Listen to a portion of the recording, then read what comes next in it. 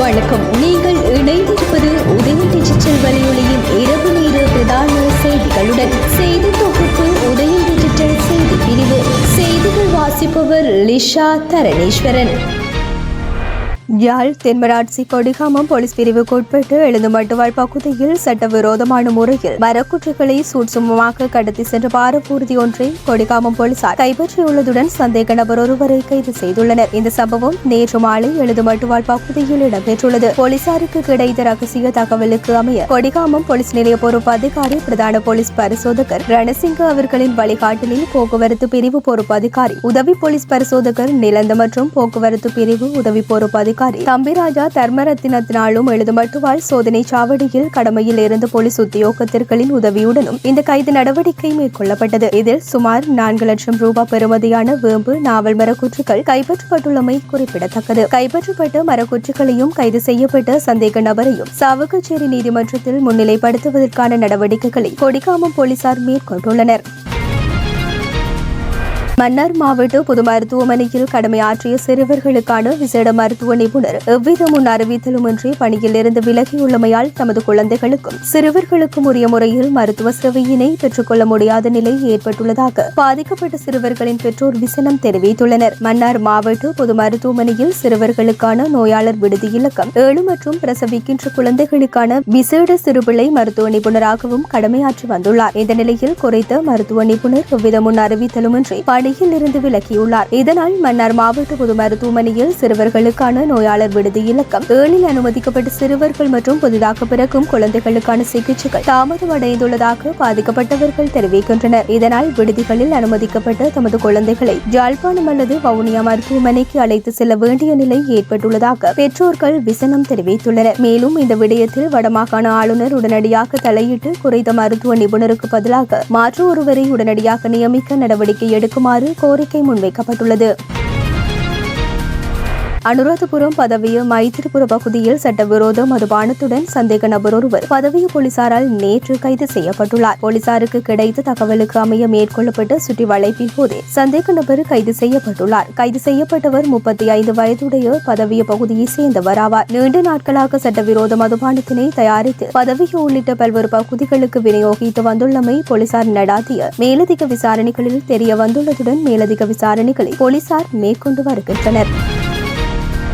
அதானி குழுமம் இலங்கையின் காற்றாலை மின் திட்டங்களை கைவிட்டமை இந்தியா இலங்கையை கைவிட்டதற்கான அறிகுறி என முன்னாள் ஜனாதிபதி ரணில் விக்ரமசிங்க தெரிவித்துள்ளார். கொழும்பில் உள்ள அவருடைய காரியாலயத்தில் இடம்பெற்ற கலந்துரையாடலின் போதே அவர் இதனை தெரிவித்தார். இதன் காரணமாக எதிர்காலத்தில் இலங்கை சிரமங்களை சந்திக்கும் வாய்ப்புகள் உள்ளதாக அவர் வலியுறுத்தினார். மேலும் இந்திய அதானி நிறுவனம் காற்றாலை மின் திட்டங்களை கைவிட்டு இந்த நாட்டில் இருந்து வெளியேறியுள்ள நிலையில் தற்போதைய அனுர அரசாங்கம் அவர்களுடன் மீண்டும் பேச்சுவார்த்தை நடாத்த தயாராகி வருகின்றமை குறிப்பிடத்தக்கது.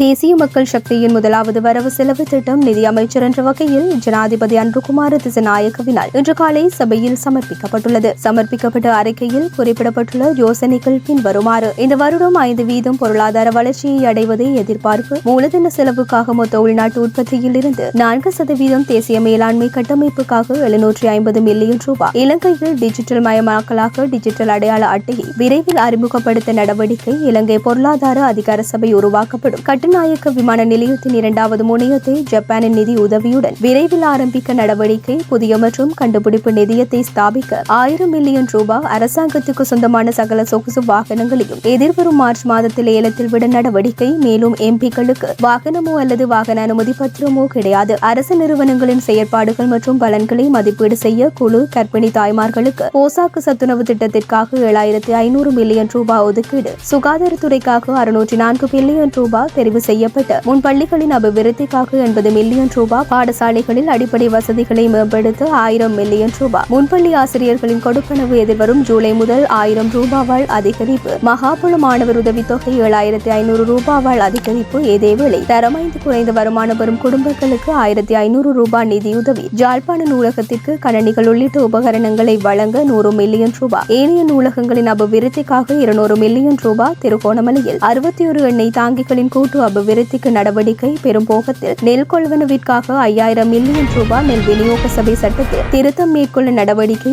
நீர்ப்பாசனத்துறையின் அபிவிருத்திக்காக 78,000 மில்லியன் ரூபாய் வடக்கு தெங்கு முக்கோணம் உள்ளிட்டு புதிய தென்னந்தோப்பு அபிவிருத்திக்கு 500 மில்லியன் ரூபாய் சமூக பாதுகாப்பு செலவு 232.5 பில்லியன் ரூபாய் சிறுநீரக நோயாளிகளுக்கான உதவித்தொகை 10,000 ரூபாவாக அதிகரிப்பு முதியோர் உதவித்தொகையை ஏப்ரல் மாதத்திலிருந்து 5,000 ரூபாவாக அதிகரிக்க நடவடிக்கை சிறுவர் நன்னடத்தை மற்றும் சிறுவர் புனர்வாழ்வு மையங்களில் தடுத்து வைக்கப்பட்டுள்ள சிறுவர்கள் ஆதரவற்ற சிறார்களுக்கு 5,000 ரூபாய் கொடுப்பனவு இயற்கை அனர்த்தம் மற்றும் வனவிலங்கு பாதிப்பால் இடம்பெறும் உயிரிழப்புகள் அங்கவீனம் உடையோருக்கான இழப்பீட்டுத் தொகை 10 லட்சம் ரூபாய் வரை அதிகரிப்பு மூத்த பிரஜைகளுக்கு சிறப்பு வட்டி யோசனை திட்டம் பண்டிகை காலத்தில் லங்கா சதோச ஊடாக உணவு பொதி கொழும்பு நகரை சூழ வசதியான 100 பஸ்கள் 3000 மில்லியன் ரூபாய் ஒதுக்கீடு புதிய பஸ் நிறுவனத்தை ஸ்தாபிக்க நடவடிக்கை ரயில் பெட்டிகளை மறுசீரமைக்க 500 மில்லியன் ரூபாய் தனியார் மற்றும் இலங்கை போக்குவரத்து சபை பஸ்கள் ஒன்றிணைந்த நேர அட்டவணையில் பயணிக்க யோசனை போதையற்ற சமூகத்தை கட்டியெழுப்ப 500 மில்லியன் ரூபாய் ஸ்ரீலங்கன் ஏர்லைன்ஸ் நிறுவனத்திற்கு நாளாந்த நடவடிக்கைகளுக்காக திரைசேரியில் இருந்து நிதி ஒதுக்கப்பட மாட்டாது கிராமங்களின் வீதி அபிவிருத்திக்காக 3000 மில்லியன் ரூபாய் வடக்கு மாகாணத்தில் கிராமங்களின் வீதிகள் மற்றும் பாலங்களின் அபிவிருத்திக்காக 5000 மில்லியன் ரூபாய் பெருந்தோட்ட வீடமைப்பு மற்றும் உட்கட்டமைப்பு அபிவிருத்திக்காக 4267 மில்லியன் ரூபாய் ஒதுக்கீடு மலையக தமிழ் இளைஞர்களின் தொழில் பயிற்சி வாழ்வாதாரம் மற்றும் உட்கட்டமைப்பு வசதிகள் அபிவிருத்திக்காக 2450 மில்லியன் ரூபாய் ஒதுக்கீடு மற்றும் மலையக தமிழ் சமூகத்தின் பாடசாலைகளுக்கு ஸ்மார்ட் வகுப்பறைகளுக்கு 866 மில்லியன் ரூபாய் ஒதுக்கீடு கழிவகற்றல் முகாமைத்துவத்திற்காக 750 மில்லியன் ரூபாய் ஜானை மனித மோதலை கட்டுப்படுத்த வரவு செலவு திட்டம் 640 மில்லியனாக உயர்வு மேலும் இலங்கையர் நாள் தேசிய வைபவத்தை நடாத்த யோசனை அதற்காக 300 மில்லியன் ரூபாய் ஒதுக்கீடு அரசு ஊழியர்களின் குறைந்தபட்ச ஊதியம் 15,750 ரூபாய் உயர்த்தப்படும் அரசு சேவையின் குறைந்தபட்ச அடிப்படை சம்பளம் 24,250 ரூபாவில் இருந்து 40,000 ரூபாவாக 15,750 ரூபாவால் அதிகரிப்பு தனியார் துறையில் குறைந்தபட்ச மாத சம்பளம் எதிர்வரும் ஏப்ரல் மாதத்திலிருந்து 27,000 ரூபாவாக அதிகரிக்கப்பட வேண்டும் பெருந்தோட்ட தொழிலாளர்களின் நாளாந்த சம்பளத்தை 1,700 ரூபாவாக அதிகரிக்க அரசாங்கம் தலையீடு செய்யும் அரசு ஊழியர்களுக்கு 8,250 ரூபாய் அதிகரிப்பை குறைந்தபட்ச மாத சம்பள அடிப்படையில் மேற்கொள்ள யோசனை என்பன முன்வைக்கப்பட்டுள்ளமை குறிப்பிடத்தக்கது.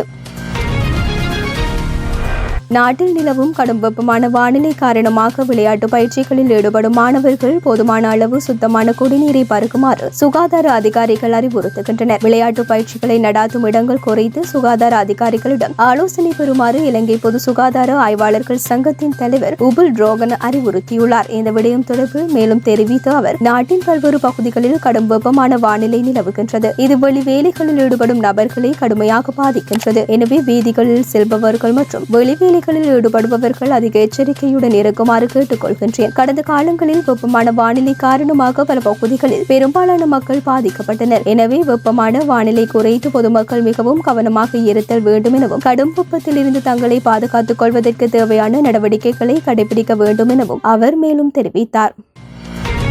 தற்போதைய அரசாங்கம் என்னவாறான பொய்களை எல்லாம் கூற முடியுமோ அத்தனையும் கூறி மக்களை ஏமாற்றியுள்ளது. மக்களை ஏமாற்றமடைய செய்துள்ளது. சொன்னதை செய்ய முடியாமல் அரசாங்கத்தை விமர்சிக்கும் தரப்பினரை அச்சுறுத்துகிறார்கள். அரசியலமைப்பு பேச்சு மற்றும் கருத்து சுதந்திரத்தையும் தாம் விரும்பும் அரசியல் கருத்தை கொண்டிருப்பதற்கான சுதந்திரத்தையும் வழங்குகின்றது. இது இந்த நாட்டில் காணப்படும் மனித உரிமையாகும். இந்த அரசாங்கம் இதையும் மீறி நடந்து வருகின்றது என எதிர்க்கட்சித் தலைவர் சஜித் பிரேமதாச தெரிவித்துள்ளார். களனி பிரதேசத்தில் நேற்று நடைபெற்ற மக்கள் சந்திப்பில் கலந்து கொண்டு உரையாற்றும் போதே அவர் இதனை தெரிவித்தார். மாத்தளை மாவட்டத்தின் ஜடவத்தை பிரதேசத்தை சேர்ந்த பிரஜையொருவர் தனது கருத்துக்களை முகநூல் ஊடாக வெளிப்படுத்திய போது அரசாங்கத்தையும் மக்கள் விடுதலை முன்னணியையும் சேர்ந்த ஒருவர் வீடு சென்று அரசாங்கத்தை விமர்சிப்பதை நிறுத்துமாறு அழுத்தம் கொடுக்கின்றார். அரசாங்கம் வழங்கிய வாக்குறுதிகளை நிறைவேற்ற முடியாத வேளையில் பேச்சு சுதந்திரத்தை மறுக்கும் வகையில் வீடு வீடாக செல்லும் வேலை திட்டத்தை அரசாங்கம் தற்போது முன்னெடுத்து வருகின்றது என்றார். இந்த நாட்டில் உள்ள 220 லட்சம் மக்களும் எவருக்கும் அஞ்சாமல் சுதந்திரமாக தமது கருத்துக்களை வெளியிடும் உரிமை அவர்களுக்கு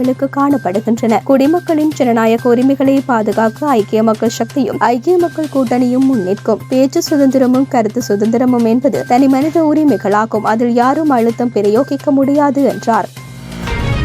இத்துடன் உதய டிஜிட்டல் வலையொலியின் இரவு நேர பிரதான செய்திகள் நிறைவடைகின்றன. தொடர்ந்தும் நாளை காலை நேர செய்தி சுருக்கத்துடன் இணைந்திருங்கள். வணக்கம்.